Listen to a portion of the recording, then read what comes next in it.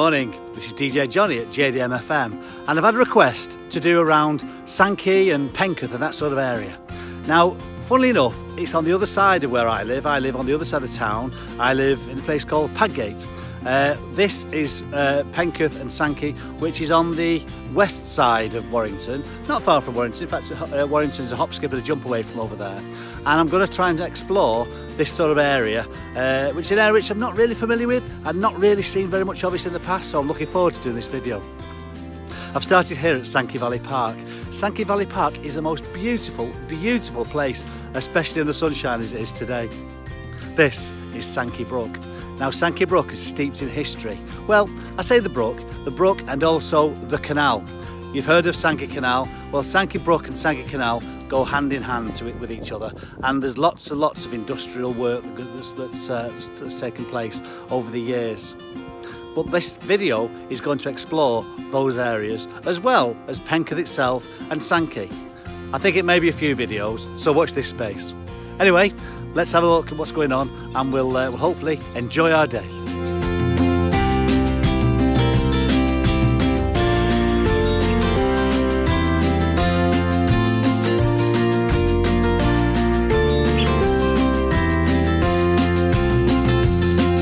Sankey Brook is a useful waterway. It has been for many years. It goes all the way from St Helens down to here at Sankey, where it joins the Mersey. Now, when the Industrial Revolution occurred in the late 17th, early 18th century, they decided that it was time they needed a proper waterway to transport coal from St Helens and all those areas up there, and other goods down from St Helens towards Liverpool and those sort of areas.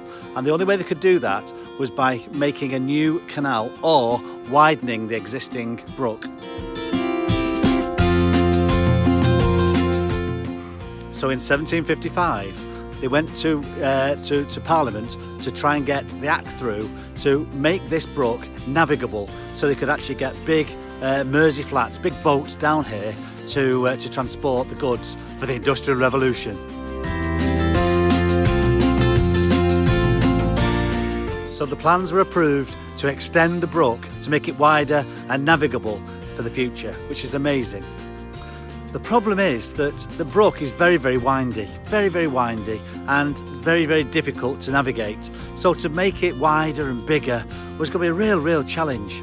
So the people who built or were looking at the new canal decided not to extend the existing brook, but to build a brand new canal next door to the brook itself, making it a completely separate brand new waterway.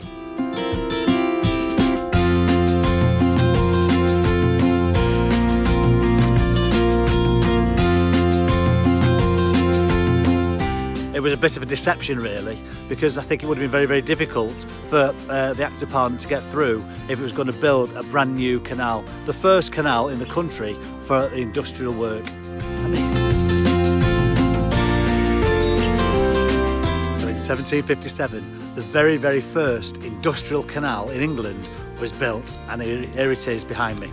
It looks a little bit overgrown now, but actually there is a group of volunteers who help and do keep it clean, and it is a beautiful piece of work.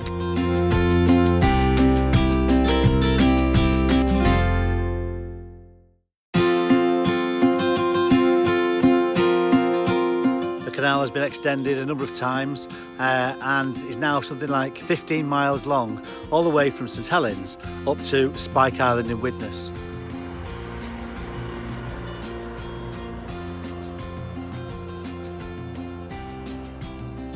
So the canal was built and brought prosperity to the whole area, enabled new factories to be built in the Industrial Revolution. It was a bit of a smoky place, but nonetheless it enabled new goods to be transported through back to the Mersey and beyond. Some of the bridges, this is called Seven Arches behind me, had to be built, this one for the later railway that came along.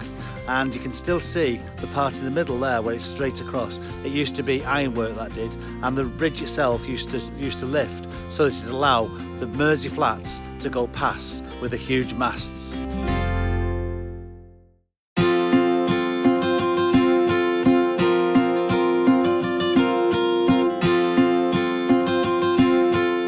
Sadly, with railways and motorways and the car, the uses of the canal ceased and reduced, and therefore in 1963 they closed the canal, so there's no more boats going down here anymore, which is quite sad.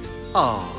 However, you can imagine its heyday, all the beautiful, beautiful Mersey flats travelling back and to with the huge orange masts going through. Amazing.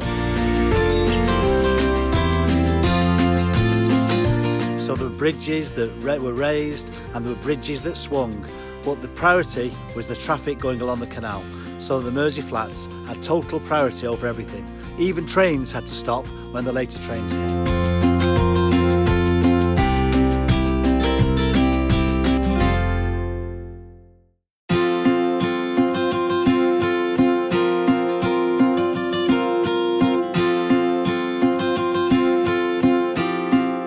The Sankey Canal Restoration Society have continued to keep this area nice and clean, and it's a credit to what they've done here in this valley area. It's beautiful. They've made it real nice parkland, and they are trying to open some of the old locks and also the area, so eventually it will once again become navigable between Spike Island and St Helens.